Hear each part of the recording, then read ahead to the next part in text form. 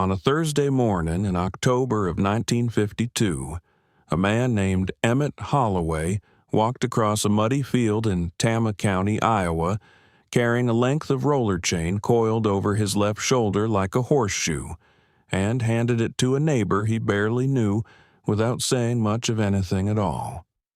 The neighbor's name was Arlen Petersen.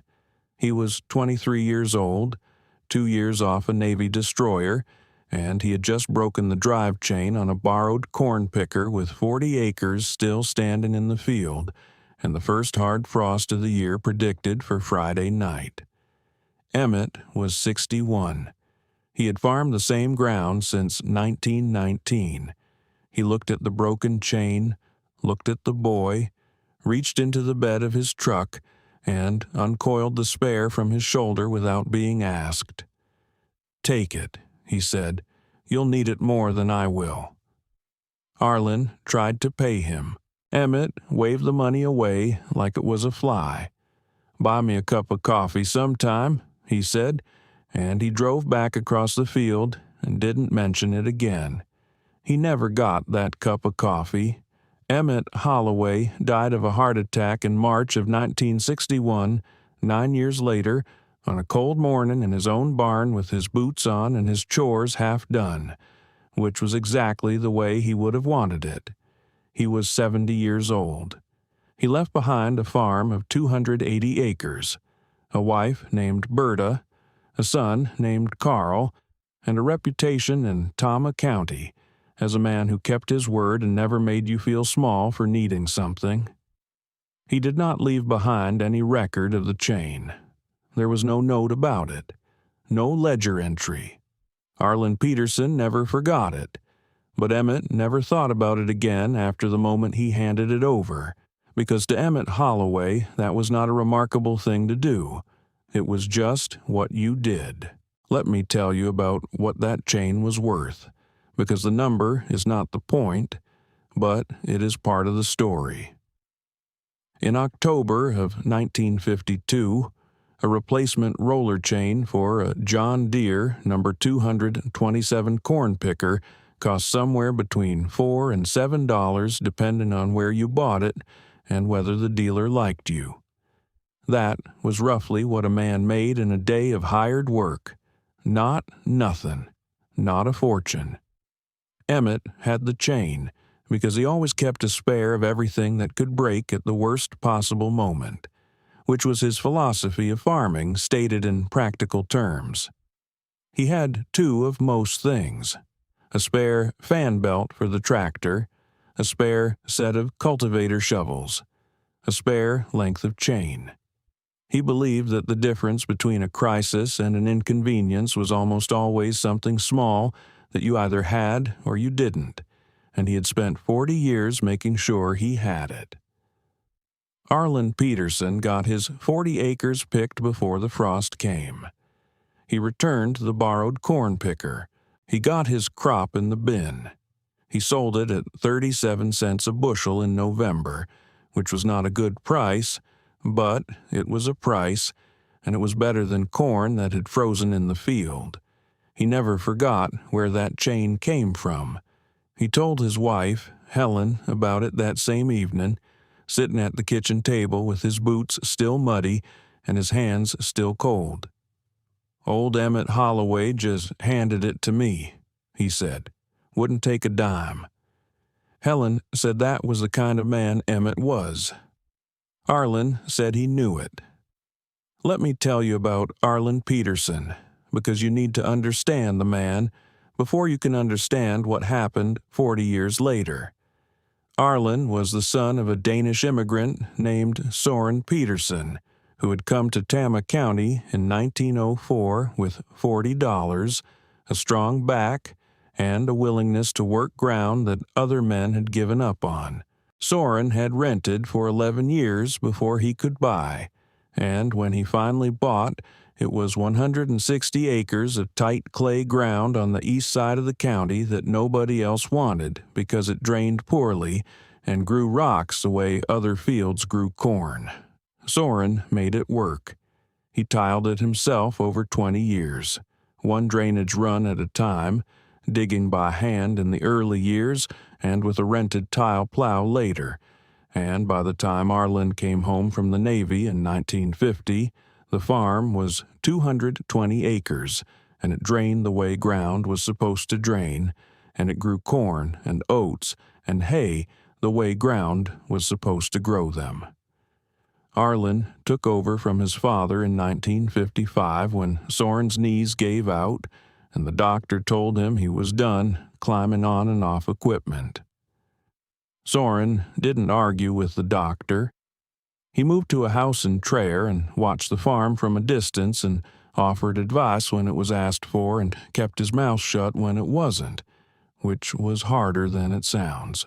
Arlen farmed the way his father had taught him, which was to say carefully and without waste, and he expanded slowly, buying a neighboring 80 acres in 1963 and another 40 in 1971, until by the time the 1980s arrived he was farming 340 acres and had a son of his own named Gerald, who was helping him and learning the ground the way Arlen had learned it from Soren. Now, let me pause here and ask you something. Have you ever thought about what it means to know a piece of ground? Not to own it, not to farm it, to know it, to know which corner gets wet in a wet spring and which hillside burns off first in a dry summer and where the tile line runs and where it doesn't, and which field will yield you 140 bushels of corn, and which one will disappoint you at 110, no matter what you do.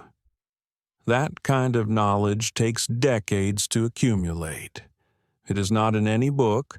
It does not transfer with the deed. It lives in the man who worked the ground, and when he's gone, it either passes to the next generation or it disappears. Arlen Petersen knew his ground the way his father had known it before him, and he spent 20 years teaching Gerald everything he knew, the same way Soren had taught him.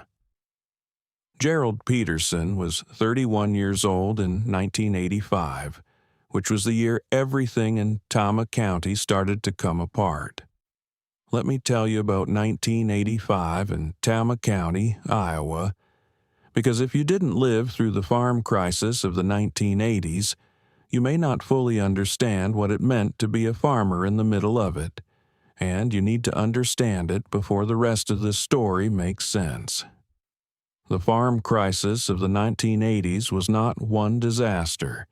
It was a sequence of them, arriving close enough together that farmers couldn't recover between blows. Land prices had run up through the 1970s on the back of high commodity prices and easy credit, and the general belief that farmland could only ever be worth more tomorrow than it was today. Farmers had borrowed against that land to buy more land and more equipment. Then, in 1980 and 1981, commodity prices fell and interest rates rose, and the land values that had served as collateral for all that borrowing began to collapse. By 1985, farmland in Iowa that had sold for $3,000 an acre in 1979 was selling for $1,200. Farmers who had borrowed at peak values against peak prices were caught between loans they couldn't service and land that was worth less than what they owed on it. Banks called notes. Families lost farms that had been in their names for 3 and 4 generations. The county extension office in Tama County ran a crisis hotline. The Farm Aid concert happened in September of 1985 and raised $9 million for farm families in distress, which was a meaningful amount of money, and also a measure of how bad things had gotten when a rock concert was part of the agricultural safety net. Arlen Petersen had not borrowed recklessly. He was not a reckless man.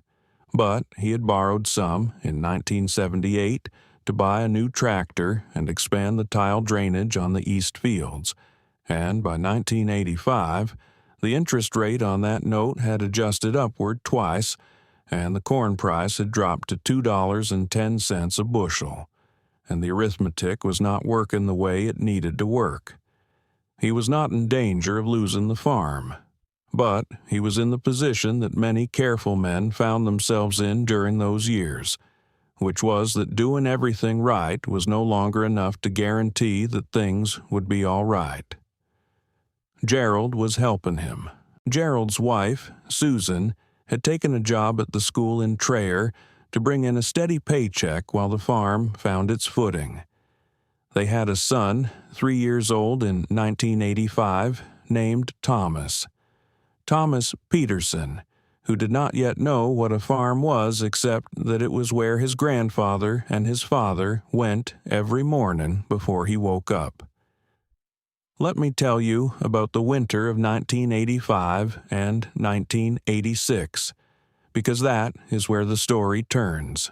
In December of 1985, the grain dryer on the Petersen farm broke down. This was not a catastrophic event in isolation. Grain dryers break down. They have motors and augers and burners and thermostats, and all of those things fail eventually. The problem was the timing and the specific nature of the failure, which was in the main drive assembly, a component that required a particular size and type of roller chain that the local dealer in Traer did not stock and had to order from Des Moines. The dealer said it would take 2 weeks. Gerald said he needed it in 3 days. The dealer said he was sorry, but 2 weeks was 2 weeks. The grain dryer was holding 4,200 bushels of corn that had come off the field at 19% moisture. Corn stores safely at 14% or below.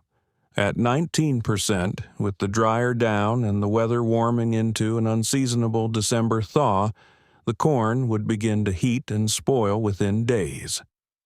Spoiled corn in a bin is not just a loss on the corn. It is a potential loss of the bin itself if it heats badly enough, and it is a health risk to anyone who has to go in and clean it out, and it is the kind of problem that compounds itself the longer it sits. Gerald called 3 dealers. He called 2 salvage yards. He called a man in Grundy Center who was rumored to keep parts for older equipment. Nobody had the chain. Arlen was in the house that evening, sitting at the kitchen table the way he had sat at the kitchen table in 1952 after Emmett Holloway had given him the chain, and he was going through the same arithmetic that farmers go through when something breaks and the cost of fixing it is fighting with the cost of not fixing it. Gerald came in and told him the situation. Arlen listened. He didn't say anything for a moment. Then he said, "Come with me." They went to the machine shed. Let me tell you about Arlen Petersen's machine shed, because it was a document of the man as much as any biography could be. The machine shed on the Petersen farm had been built by Soren in 1931, the year Arlen was born, out of rough-cut lumber from a sawmill in Toledo and corrugated steel roofing that Soren had bought second-hand from a neighbor who was selling out during the Depression. It was 60 feet long and 30 feet wide, and it had been repaired and added to and re-roofed twice since then, but the bones of it were still Soren's bones, still the lumber he had cut and fitted and nailed on a cold November in 1931. Along the north wall, on a series of wooden shelves that Arlen had built himself in the late 1950s, were the parts. Not junk, parts. There is a difference, and Arlen Petersen understood it the way Emmett Holloway had understood it before him. There were coffee cans of bolts sorted by size. There were cardboard boxes of fittings and couplings and bushings wrapped in oilcloth. There were spare belts hung on nails in order of width. There were sealed wax paper packages of gaskets. And on the far end of the bottom shelf, in a wooden box that Arlen had built specifically to hold it, coiled and oiled and wrapped in burlap, was a length of roller chain. Arlen picked up the box and handed it to Gerald without saying anything. Gerald looked at it. He looked at his father. "Where did this come from?" Arlen said, "A man named Emmett Holloway gave it to me in 1952. I've had it on that shelf for 33 years because I couldn't bring myself to use it for anything less than an emergency." He paused. "This qualifies." Gerald took the chain out of the burlap and looked at it in the light of the single bare bulb hanging from the shed's rafter. It was the right size. It was in good condition. 33 years of careful storage in a cool, dry shed, oiled and wrapped against rust, had kept it as serviceable as the day Emmett had coiled it over his shoulder and carried it across a muddy field. They installed it the next morning. The dryer ran. The corn dried down to 13.5% moisture over the next 4 days.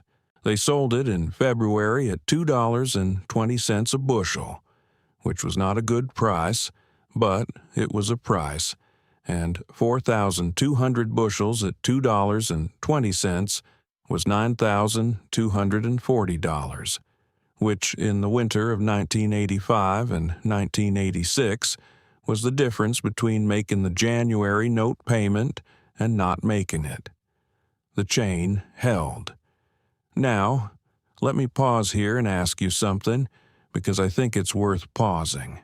Emmett Holloway had been dead for 24 years by that December night. He had never met Gerald Petersen. He had never seen the grain dryer. He had no idea, in 1952, that the chain he was handing over would sit on a shelf for 33 years and then prevent a disaster and a farm crisis he could not have predicted. He was not thinking about any of that. He was thinking about a young man with 40 acres of corn standing in the field and a frost coming on Friday. He was thinking about what he had in his truck that could fix the problem in front of him. He handed over the chain because it was the right thing to do, and because he had a spare and the boy needed one, and that was the entire calculation. That is the thing about generosity that doesn't ask for anything back. It doesn't stop working when the person who gave it stops being alive. It just keeps going, moving through time in ways the giver never gets to see. Let me tell you about what Gerald did with the chain after the dryer was fixed, because this is the part of the story that I think about most. He didn't put it back on the shelf. The chain was installed in the dryer's drive assembly, and it was doing the job it was built to do, and Gerald understood that. But he went to the library in Traer, and he looked through the county history records, and he found an obituary for Emmett Holloway from March of 1961.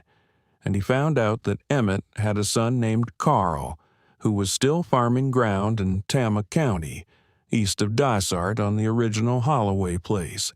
Gerald drove out there on a Saturday in January of 1986. It was cold. The fields were frozen, and the sky was the color of old tin. He knocked on the door of a farmhouse that looked like it had been there since before the First World War, which it had, and a man in his 50s answered the door. Carl Holloway.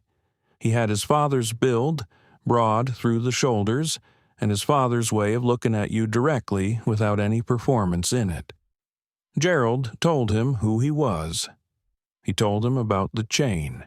He told him about 1952 and about the shelf and about December of 1985. Carl Holloway listened to all of it without interrupting, standing in his doorway in a canvas jacket with the cold coming in around Gerald's shoulders, and when Gerald was finished, Carl was quiet for a moment.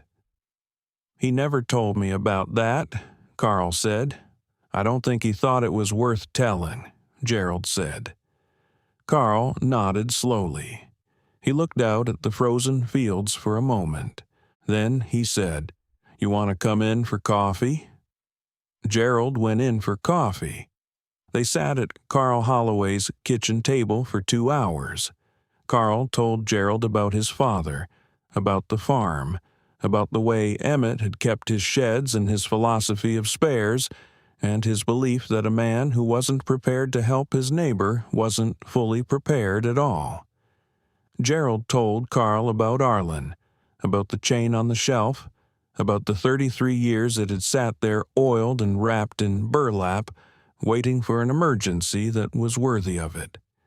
They talked about the farm crisis. They talked about the county. They talked about their fathers the way men talk about their fathers when they're old enough to understand what their fathers were.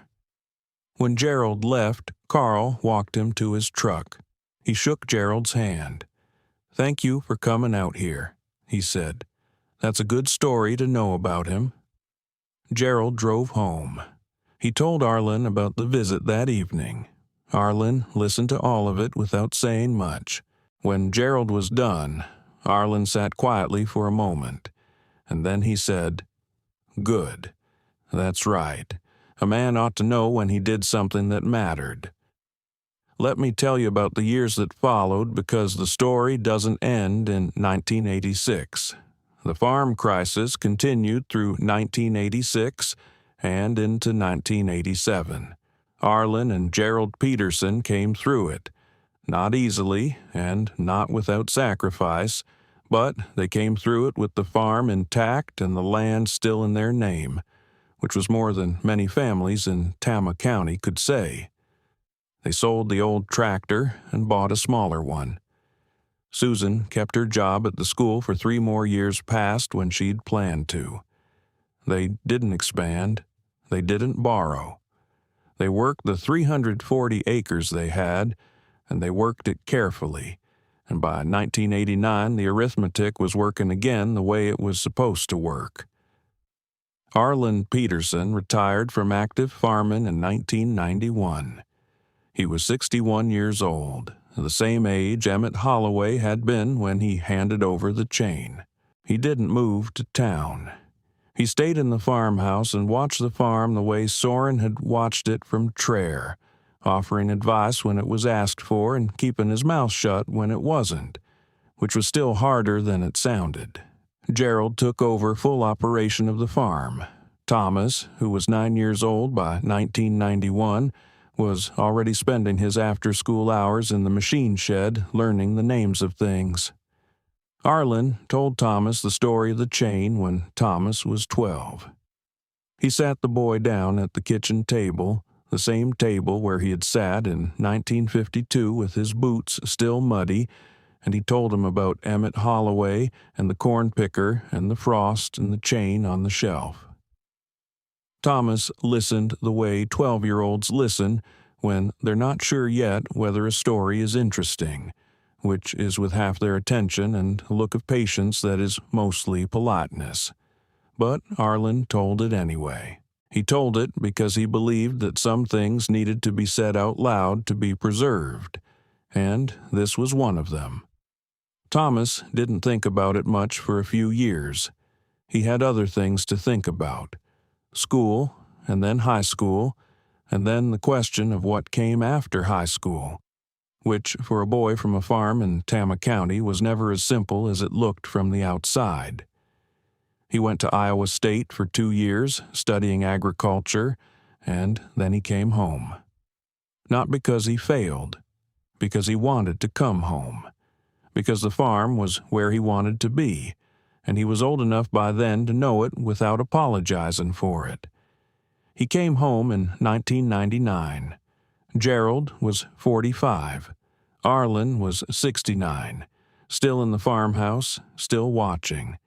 Let me tell you about the summer of 2002, because that is where the chain comes back into the story, and this time it comes back differently. Thomas Petersen was 20 years old in 2002, and he had been farming alongside his father for 3 years, and he was learning the ground the way every Petersen had learned it before him, slowly and by paying attention. That summer, the Holloway farm east of Dysart came up for sale. Carl Holloway had died in the spring at 74, and his children had grown up and moved away, and none of them wanted to farm. The farm was 280 acres, the same 280 acres that Emmett Holloway had farmed since 1919, and it was going to be sold at auction in August. Gerald heard about it at the elevator in Trier. He came home and told Arlen. Arlen didn't say anything for a long time. He looked out the kitchen window at the fields. Then he said, "That's Emmett's ground." Gerald said he knew. Arlen said, "It's good ground." They talked about it for 3 evenings. The numbers were not easy. Land in Tama County in 2002 was selling for somewhere between $2,000 and $2,500 an acre, and 280 acres at that price was a significant commitment.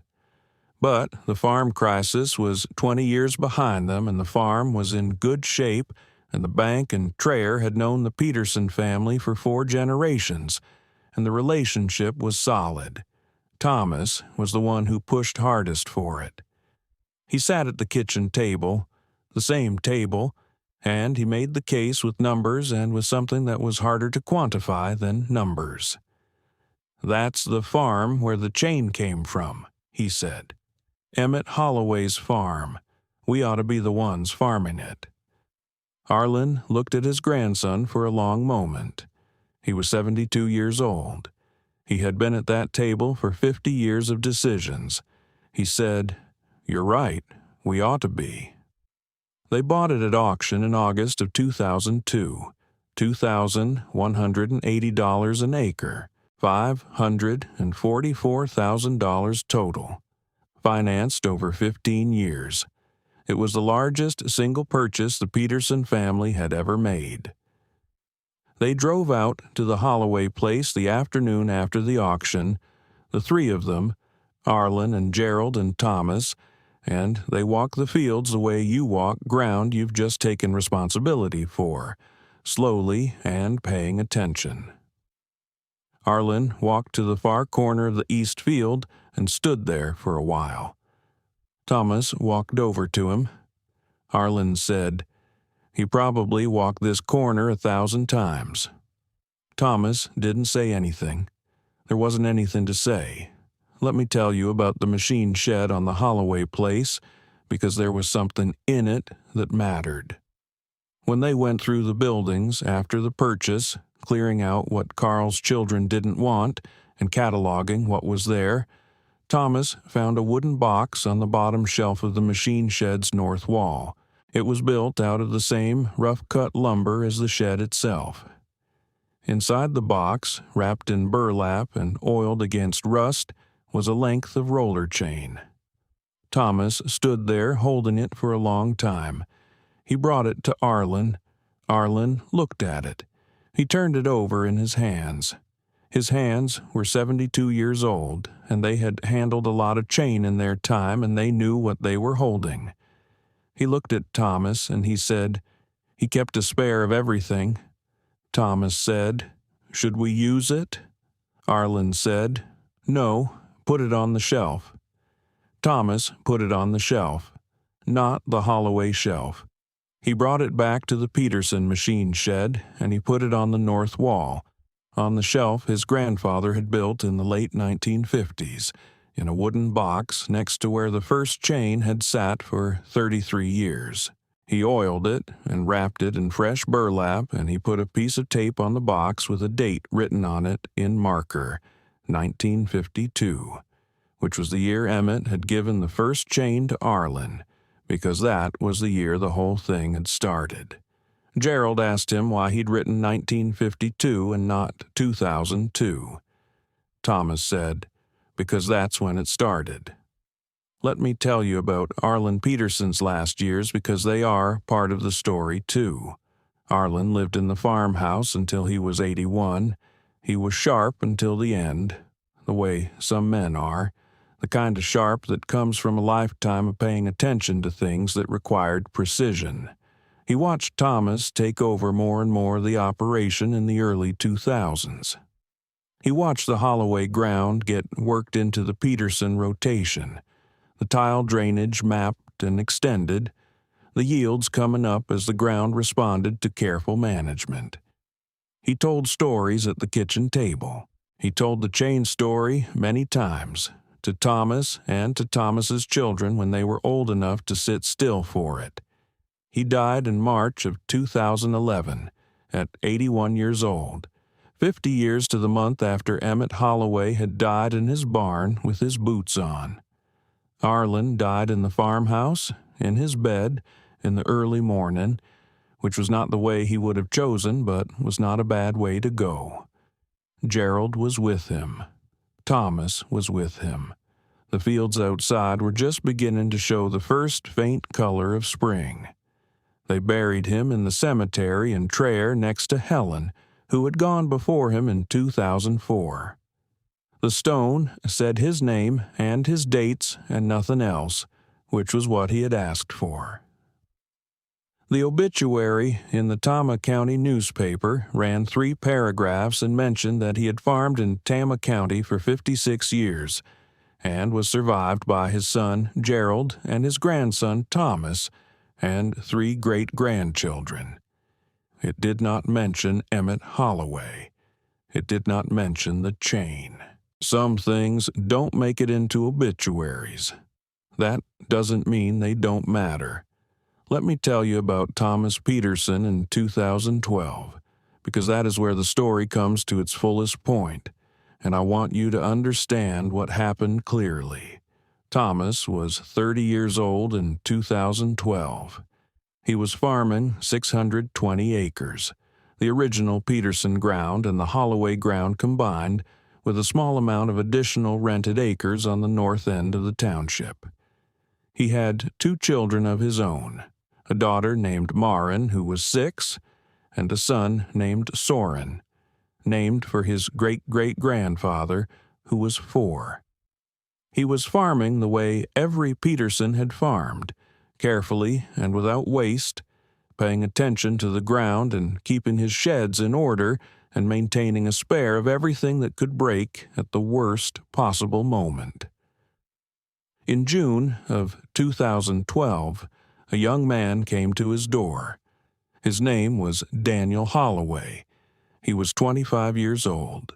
He was Carl Holloway's grandson, Emmett's great-grandson, which made him the 3rd generation of Holloways to have a connection to this story. He had grown up in Cedar Rapids, away from the farm, but he had come back to Tama County 2 years earlier with his wife to try farming on some rented ground on the south end of the county. He was learning as he went, which is both the hardest and the most common way to learn farming, and he was doing it without the accumulated knowledge of a father or a grandfather standing next to him, because his father had not farmed and his grandfather Carl had died before Daniel was old enough to learn much from him. Daniel had heard about the Petersens from people at the elevator. He had heard that they farmed the old Holloway place. He had driven past it a few times, looking at the fields, thinking about his great-grandfather who had walked that ground for 40 years. He had finally gotten up the nerve to knock on the door. Thomas answered. Daniel told him who he was. Thomas looked at him for a moment, and then he said, "Come in." They sat at the kitchen table.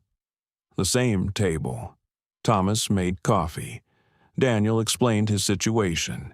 He was farming 160 acres of rented ground, corn and soybeans in rotation, and he was struggling with a drainage problem on the east end of his rented field that was costing him yield every wet year. He had talked to the landlord about it. The landlord was not interested in investing in tile drainage on ground. He wasn't sure he'd keep renting. Daniel didn't have the capital to tile it himself on rented ground. He was trying to figure out what to do. Thomas listened to all of it. He asked questions about the field, about the slope, about where the water was coming from. He had grown up learning to read drainage problems from Arlen, who had learned it from Soren, who had tiled his own ground by hand for 20 years. Thomas knew drainage the way the Holloways had known chain. When Daniel was done explaining, Thomas said, "I've got tile maps for the original Holloway place, your great-grandfather's farm.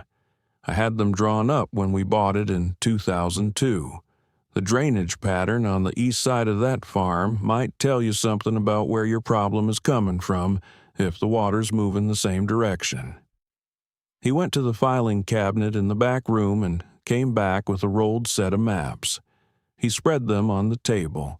He and Daniel spent an hour going over them, Thomas explaining the drainage patterns and the tile lines and the way the water moved across that particular piece of Tama County ground. Daniel took notes. He asked good questions. Thomas could see, watching him, that there was something in him that was trying to find its way back to something his family had known and lost. At the end of the hour, Thomas rolled up the maps and handed them to Daniel. "Take these," he said. "They might help you understand what's happening on your ground." Daniel looked at the maps and then at Thomas. "I can't take these. These are your records." Thomas said, "I've got copies. Take them." Daniel took them. He stood up to leave. He was at the door when Thomas said, "Wait a minute." He went to the machine shed. He came back carrying the wooden box with the 1952 date written on it in marker. He opened it and showed Daniel what was inside. He told him the whole story. He told it the way Arlen had told it to him at this same table when he was 12, and the way Arlen had been told it by his own memory of that October morning in 1952. He told Daniel about Emmett carrying the chain across the muddy field, about the frost coming on Friday, about the chain on the shelf for 33 years, about the grain dryer in December of 1985, and the $9,000 and the note payment, about Gerald driving out to tell Carl, about buying the Holloway farm in 2002 and finding the second chain in the machine shed, about Arlen saying, "Put it on the shelf." Daniel stood in the doorway of the Petersen farmhouse and listened to all of it. He was quiet for a long time after Thomas finished. "He never told anyone about that," Daniel said. "My great-grandfather." "I know," Thomas said. "He didn't think it was worth telling." Daniel looked at the chain in the box. He said, "Can I hold it?" Thomas handed him the box. Daniel held the chain in his hands. It was a length of roller chain, oiled and wrapped in burlap, 60 years old, kept on a shelf because a man believed in keeping a spare of everything that could break at the worst possible moment. It was not a remarkable object. It was not worth very much money.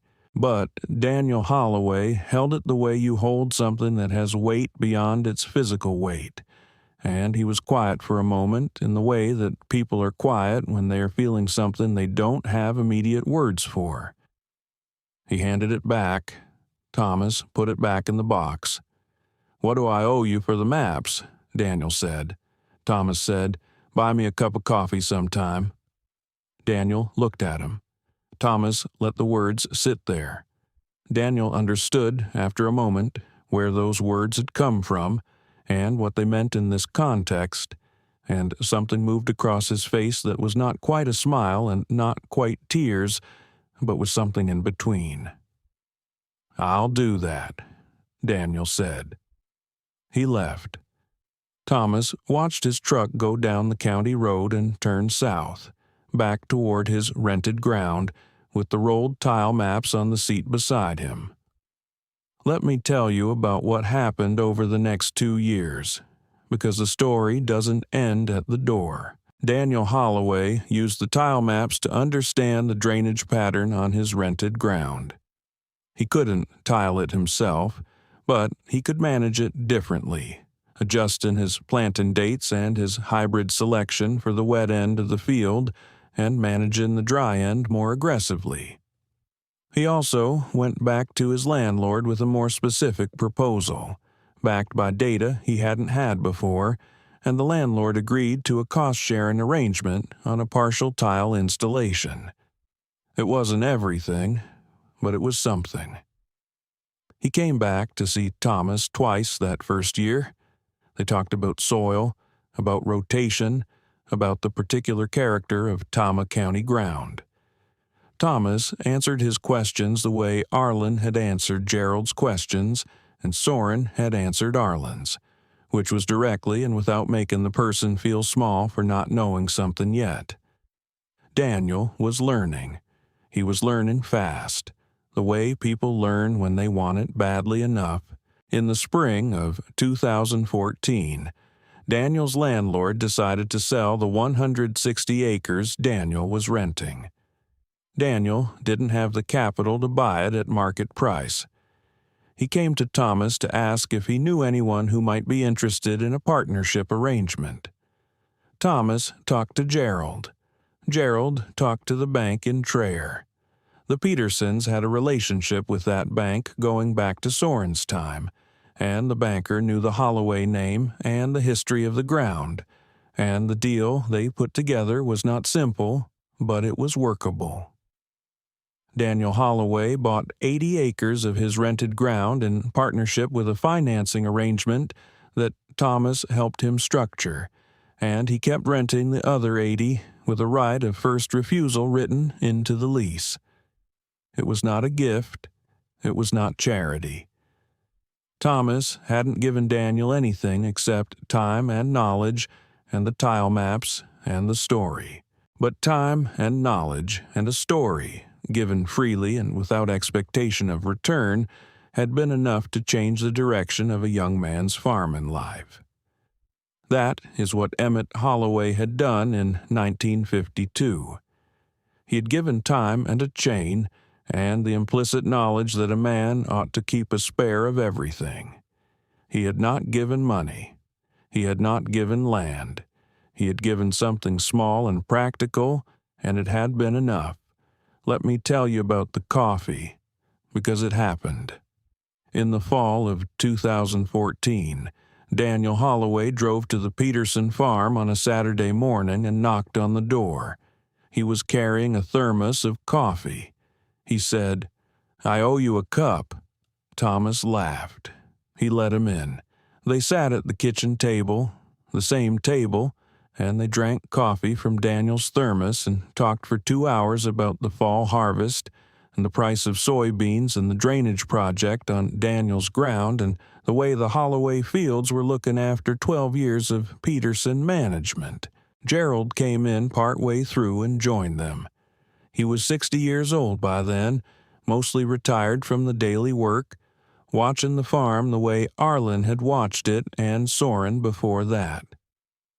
At some point, Gerald told Daniel about going to see Carl in January of 1986, about the cold drive out to the Holloway place and the 2 hours at Carl's kitchen table and Carl saying, "He never told me about that." Daniel listened to it carefully. He said, "My grandfather talked about his father sometimes. He said Emmett was the kind of man who did things without needing anyone to know about it." Gerald nodded. "That's exactly right." They finished the coffee. Daniel shook hands with both of them and left. Thomas watched him go down the county road again. The same county road, the same direction south. He went to the machine shed after Daniel left. He stood in front of the shelf on the north wall and looked at the wooden box with 1952 written on it. The chain was still inside, still oiled, still wrapped in burlap.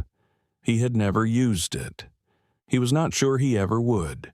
It was not, in any practical sense, a necessary object. The modern grain dryer had a modern drive chain, and there were dealers who stocked parts and overnight shipping existed, and the specific emergency that had made the 1952 chain indispensable in 1985 was unlikely to repeat itself in exactly that form. But he kept it on the shelf. He kept it because Arlen had kept it, and Arlen had kept it because Emmett had given it, and Emmett had given it because he believed a man ought to have a spare of everything that could break at the worst possible moment, and ought to share it when his neighbor needed it more than he did. The chain on the shelf was not a chain anymore, not really. It was a record of that belief, kept in the only form it had ever existed in, which was a practical object that could be handed from one person to another without any ceremony or paperwork or expectation of return. Let me tell you one last thing, because I think it is the thing the whole story is about. Emmett Holloway shook hands on a deal in 1952 that was not a deal. He gave something away and called it nothing. He died in 1961 without knowing what he'd started. His son, Carl, died in 2002 not knowing the full shape of it. The chain sat on a shelf for 33 years, and then prevented a disaster, and then sat on another shelf for another 30 years, and then became the object around which a young man learned who his great-grandfather had been. That is not a remarkable chain. That is a remarkable man, and the remarkable thing about him is that he would not have understood why anyone thought he was remarkable. He would have said he just had a spare and the boy needed one. He would have said it was nothing. He would have been wrong. The Petersen farm is still there, all 620 acres of it, the original Soren Petersen ground and the Holloway ground combined, worked now by Thomas and increasingly by his daughter Maren, who is old enough to drive the tractor and old enough to know the names of things and old enough to have heard the story of the chain at the kitchen table the same way Thomas heard it and Gerald heard it, and Arlen lived it. The wooden box is still on the shelf in the machine shed on the north wall, with 1952 written on it in marker that has faded a little, but is still legible.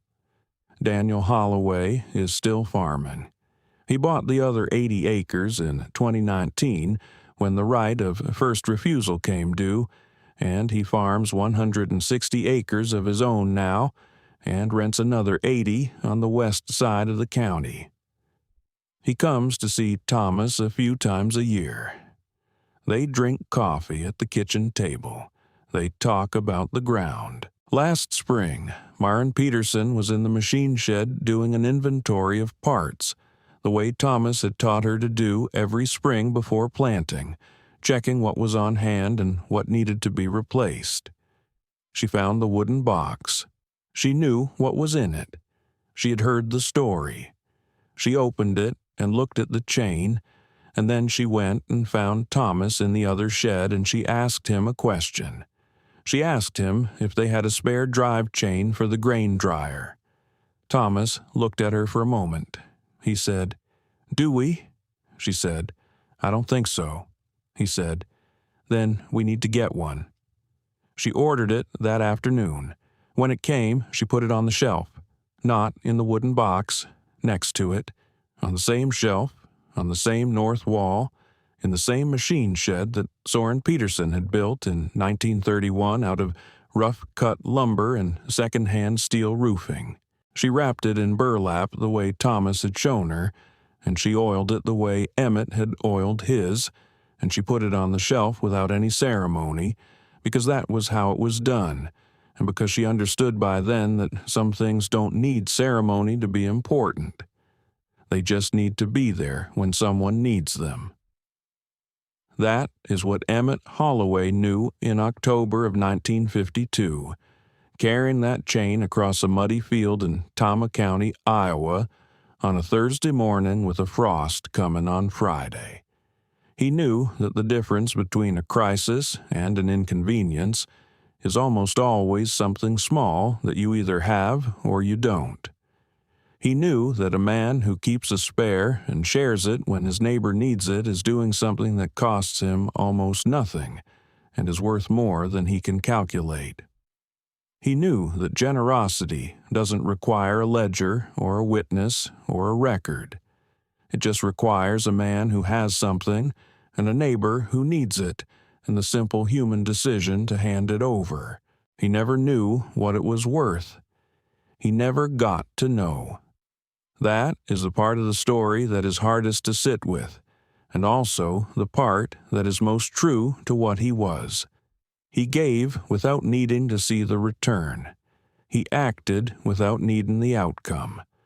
He handed over the chain and drove back across the field and didn't mention it again, because to him it was just what you did, and the fact that it echoed forward through 60 years and 3 generations and a farm crisis and a young man standing in a doorway holding a length of oiled roller chain and feeling the weight of something he didn't have words for.